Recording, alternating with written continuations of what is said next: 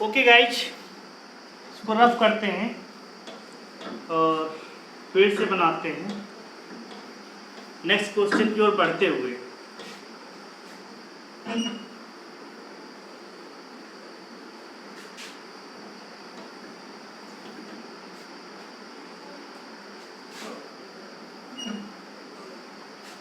देखो, second question है। Question is that, क्या है कि if 0.4 normal 500 ml HCl, 0.4 normal 500 ml HCl, ठीक है, न्यूट्रलाइजेज 300 ml of न्यूट्रलाइजेज 300 ml of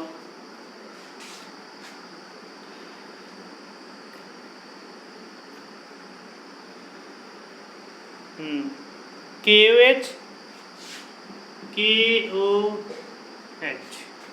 H2SO4 KOH completely, ठीक है।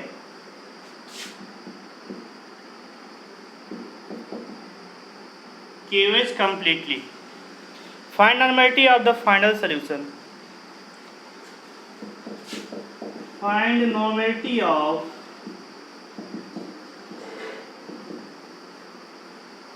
final solution. फाइनल सोल्यूशन की नॉर्मेलिटी क्या होगी? NaBA इक्वल टू NbBB, क्योंकि यहाँ पे कंप्लीटली न्यूट्रलाइज कर रहे हैं, ठीक है। कंप्लीटली न्यूट्रलाइज कर रहे हैं तो ये फॉर्मूला रहेगा ना, NaBA equal to NbBB, means हो जाएगा 0.4 normal into 500 ml, it becomes 300 into NB। तो NB कितना हो जाएगा? 20/300। इन द सेम वे 0.6 10 की power -1 0.066, this is your normality of the final solution,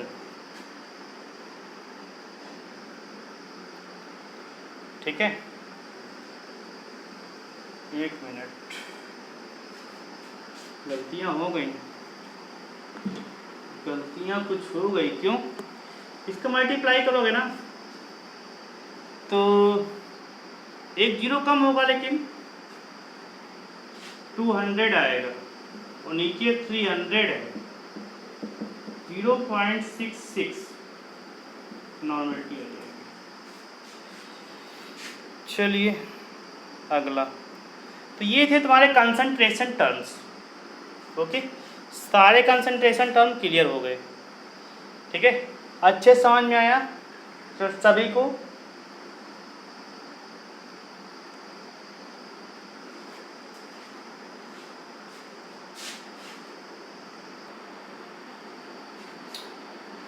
okay guys, यहां से आपका कंसंट्रेशन टर्म्स आर कंप्लीटेड, ठीक है। Now lecture start vapour pressure. अब यहाँ से मेन 12th का स्टार्टिंग कर रहे हैं, ठीक है। अभी तक तुमको जो पढ़ाया 11th का था, सारे कंसंट्रेशन टर्म मैंने कवर कर दिए, ठीक है। उनको आपस में रिलेट भी कर दिया, प्रॉब्लम्स मैंने सॉल्व करा दी, नॉर्मेलिटी को बहुत अच्छे से पढ़ाया, मोलैरिटी को भी, मोल फ्रैक्शन को भी दिया था इंपॉर्टेंट टर्म, ठीक है। और परसेंटेज वेट, परसेंटेज वॉल्यूम, ये सारे कुछ इंपॉर्टेंट थे, मैंने सारा कुछ कवर कर लिया। अब इनका एप्लीकेशन है यहाँ पे 12th में, ठीक है। ये तुमने जो पढ़ा भी 11th का पढ़ा था, अब 12th स्टार्ट होता है यहाँ से। फिर डालो सब लोग वेपर प्रेशर, क्या डालोगे? वेपर प्रेशर,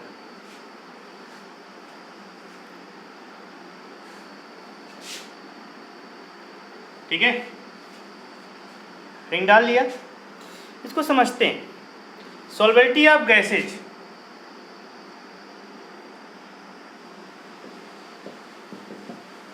सॉल्वेबिलिटी ऑफ गैसेज पढ़ाएंगे, ठीक है। उससे पढ़ाएंगे हेनरी लॉ, तो तुमको लास्ट पढ़ाएंगे, ठीक है। बाद में पढ़ाएंगे, ठीक है। तो अभी तुमको वेपर प्रेशर समझना है सिर्फ। तो वेपर प्रेशर को समझने से पहले, अच्छा by means what is vapour? Vapour means होता है स्टीम। स्टीम के द्वारा अप्लाई किया हुआ जो प्रेशर होता है उसे बोलते हैं वेपर प्रेशर, ठीक है। घर में खाना बनाते हो, कुकर एक प्रेशर अप्लाई करता है ना, जिसके कारण सीटी निकल जाती है। पॉइंट समझ में आया ना? वही वेपर प्रेशर है। थोड़ा समझते हैं इसको। इसको समझने से पहले इवेपोरेशन समझेंगे। इवेपोरेशन क्या होता है? सेल्फ प्रोसेस है, मतलब नॉर्मल टेम्परेचर प्रेशर पे होगा तुम्हारा इवेपोरेशन, ठीक है। तो इवेपोरेशन के लिए हीट नहीं देते हैं यहाँ पे, लिख सकते हो कि eight normal temperature and pressure क्या बनेगा? इवेपोरेशन होता है, ठीक है। एक कंटेनर लिया, यहाँ पर मॉलिक्यूल्स हैं,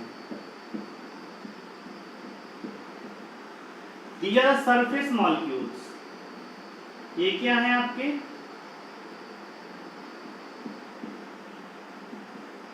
सरफेस मॉलिक्यूल, ओके। और ये बल्की मॉलिक्यूल है, ठीक है। these are the bulky molecule, okay. थोड़ा समझना इसको अच्छे से। देखो, तो यहाँ पे फोर्स ऑफ अट्रैक्शन, इसके बीच में फोर्स ऑफ अट्रैक्शन ज़्यादा है, ऊपर से भी लग रहा है, दाएं से बाएं से सब जगह फोर्स ऑफ अट्रैक्शन है। लेकिन यहाँ पे क्या है? लेस फोर्स ऑफ अट्रैक्शन, ठीक है। सरफेस मॉलिक्यूल पे जो होता है उस पर फोर्स ऑफ अट्रैक्शन कम होता है, ठीक है। क्योंकि यहाँ पे सिर्फ इनका क्या होता है, नीचे की ओर लग रहा है ना, सिर्फ नीचे की ओर लग रहा है। लेकिन यहाँ पे इस मॉलिक्यूल पे देखो चारों तरफ से लग रहा है, लेफ्ट राइट दोनों तरफ से, अप एंड डाउन चारों दिशाओं में लग रहा है, ठीक है।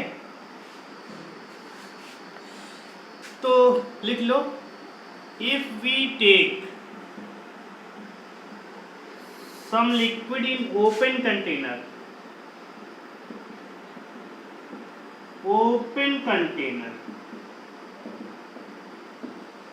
okay, then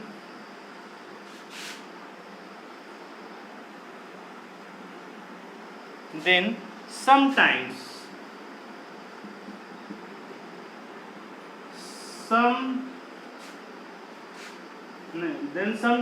weight of liquid is decreases,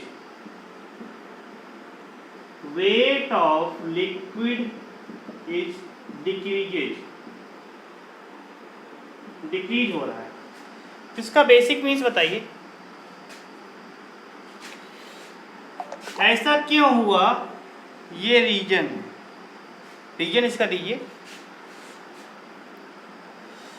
तो फिर से लिखना पड़ेगा कि सरफेस मॉलिक्यूल, जो ये मॉलिक्यूल है, दिया सरफेस मॉलिक्यूल, तो surface molecule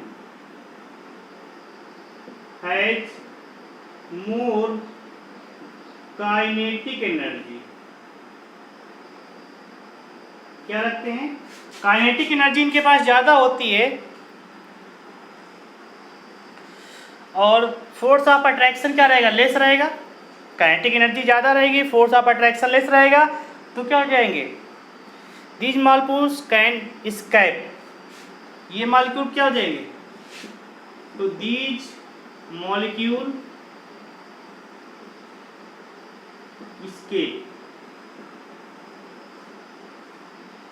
escape the surface, मतलब ये मॉलिक्यूल सरफेस को छोड़ देंगे। पॉइंट समझ में है? Less force of attraction, surface molecule has more kinetic energy, hence these molecules escape the surface, surface को छोड़ देते हैं और इवेपोरेट हो जाते हैं। इसलिए क्या होता है कि वेट ऑफ लिक्विड डिक्रीज हो रहा है। इसका मेन रीजन क्या हो जाएगा? यही हो जाएगा, ठीक है। और समझते हैं सेकंड कंडीशन। ये तो फर्स्ट कंडीशन थी, this is your first condition.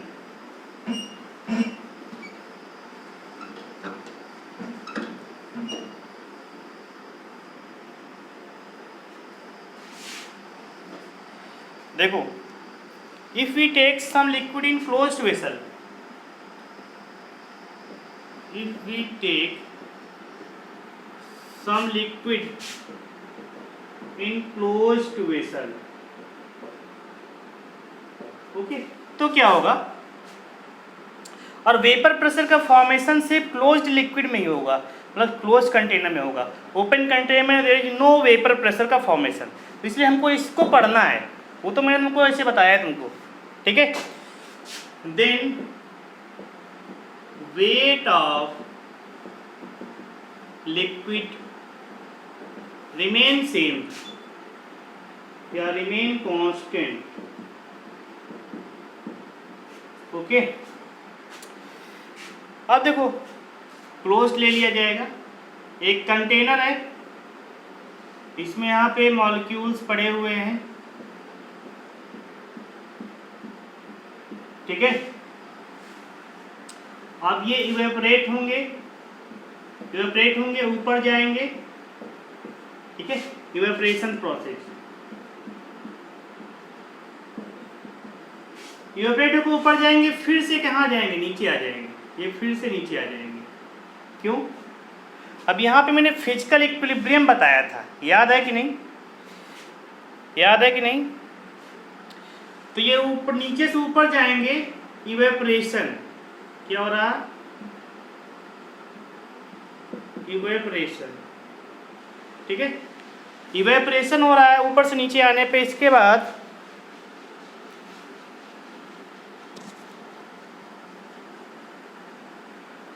अब बताइए, ऊपर से नीचे आने पे क्या होगा, कंडेंसेशन, कंडेंसेशन, नीचे से ऊपर इवेपोरेशन हुआ, नीचे से ऊपर से नीचे कंडेंसेशन हुआ, जितना ऊपर गया ऊपर से नीचे आया, क्यों, टकरा के आ गया वापस, ठीक है। तो ये हमारा क्लोज्ड वेसल है, क्या है, क्लोज्ड वेसल है, ओके। तो यहाँ पे क्या हो जाएगा, इनक्लोज्ड कंटेनर, नोट कर लो, enclosed container, physical equilibrium is maintained, okay. Physical equilibrium को मेंटेन हो जाएगा, मीन्स क्या हो जाएगा, लिक्विड कन्वर्ट होगा वेपर में, और फिर से वेपर कन्वर्ट होगी लिक्विड में, इसे बोलते हैं लिक्विड वेपर फिजिकल इक्विलिब्रियम। इस प्रकार यहाँ पे इक्विलिब्रियम मेंटेन रहेगा। तो weight of liquid does not loss, यहाँ पे लॉस नहीं होगा। ये पॉइंट क्लियर हुआ। अब देखो, वेपर प्रेशर यहाँ पे लिखो, वेपर प्रेशर हमने बताया था ना, जब ये इवेपोरेट होगा, ये वाले सरफेस जो मॉलिक्यूल से इवेपोरेट होकर यहाँ पे टकराएंगे, ठीक है, वॉल्स ऑफ द कंटेनर से, इस पर कंडेंस होकर वापस आएंगे, तो यहाँ पे वेपर प्रेशर जनरेट होगा। जब टकराएंगे तो यहाँ पे वेपर प्रेशर बनाएंगे। तो the vapour exert pressure on liquid, the vapour pressure exert on liquid, ठीक है। लिक्विड में जो प्रेशर लगाएगा लिक्विड सरफेस पे आने के बाद, यहाँ पे लिक्विड सरफेस, ठीक है, कार्डाइज वेपर प्रेशर, कार्डाइज वेपर प्रेशर, ये पॉइंट समझे।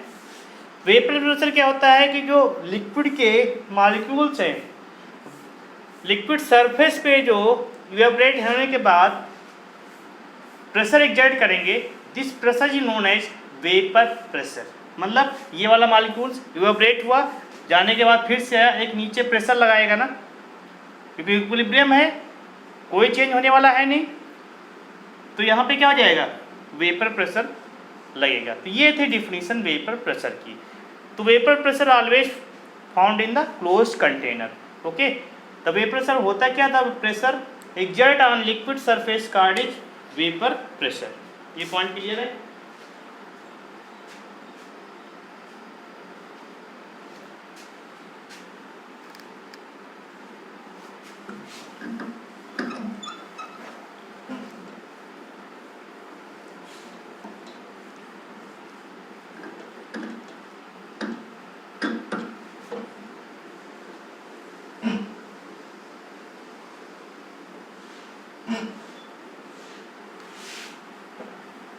ओके,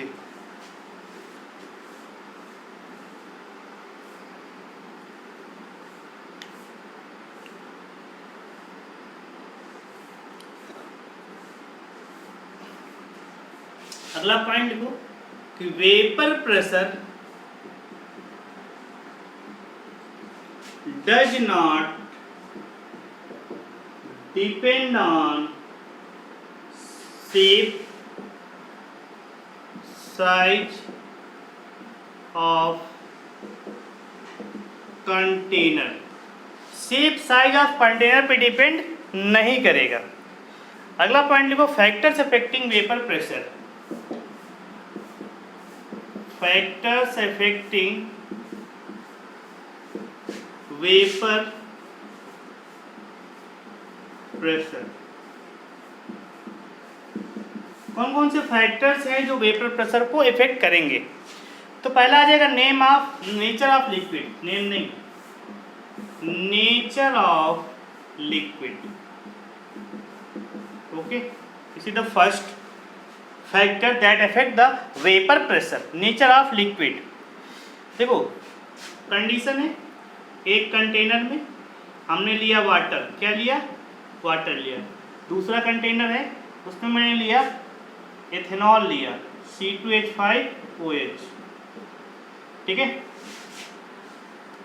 दोनों ही कंडीशन है। दो कंटेनर हैं, एक में वाटर है दूसरे में एथेनॉल है।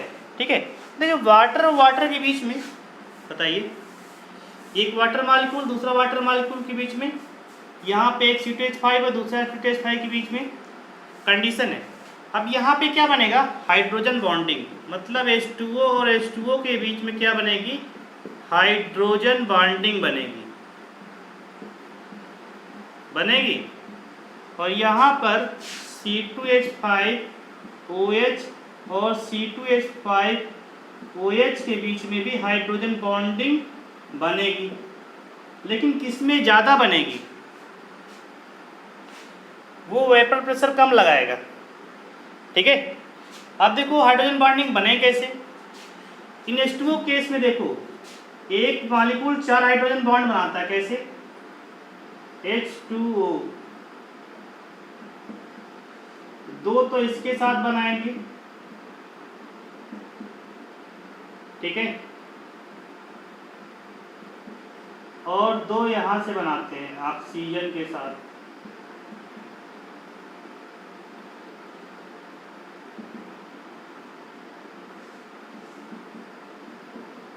Okay, this is the hydrogen bonding. देखो एक मॉलिक्यूल कितने हाइड्रोजन बॉन्डिंग बना रहा है, एक मॉलिक्यूल, तो लिख लो यहाँ पे 1H2O molecule make 4 hydrogen bond. कितना बनाता है, 4 हाइड्रोजन बॉन्ड बनाएगा। बट इनके साथ C2H5 कितना बनाएगा, एक ही बनाएगा। ठीक है, तो C2H5OH मेक 1 हाइड्रोजन बॉन्ड। अब देखो हाइड्रोजन बॉन्ड कम हो गया, फोर्स ऑफ अट्रैक्शन कम हो गया ना, तो due to less hydrogen bonding, condition लिख लो, due to less hydrogen bonding in C2H5OH vapour pressure is मोर।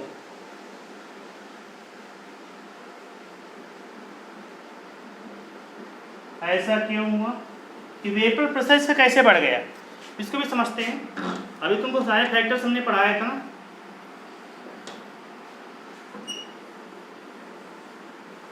अब देखो हाइड्रोजन बॉन्डिंग कम रहेगी तो फोर्स ऑफ अट्रैक्शन लेस होगा, मैंने बताया ना।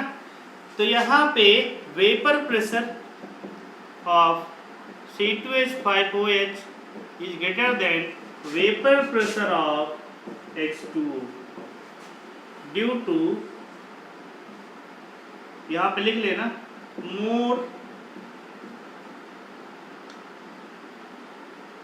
more vapor pressure, less hydrogen bonding, लिख लेना more hydrogen bonding,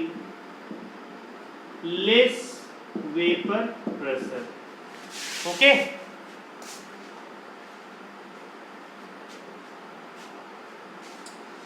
यहां तक सारा कॉन्सेप्ट क्लियर है। तो ये था तुम्हारा, ठीक है, कंडीशन थी कि वेपर प्रेशर। अब वेपर प्रेशर को डिफाइन किससे करेंगे? पी नॉट से। किसे डिफाइन करते हैं? P not of pure liquid. जैसे एक में वाटर है, दूसरे में एथेनॉल है, तो यहाँ पे हो जाएगा P not vapour pressure of pure liquid, pure water is less than P naught of pure C2H5OH। okay, this is your final point. समझ में आया? जितनी ज़्यादा हाइड्रोजन बॉन्डिंग उतना ही कम वेपर प्रेशर का फॉर्मेशन होगा। तो ये था तुम्हारा कंडीशंस।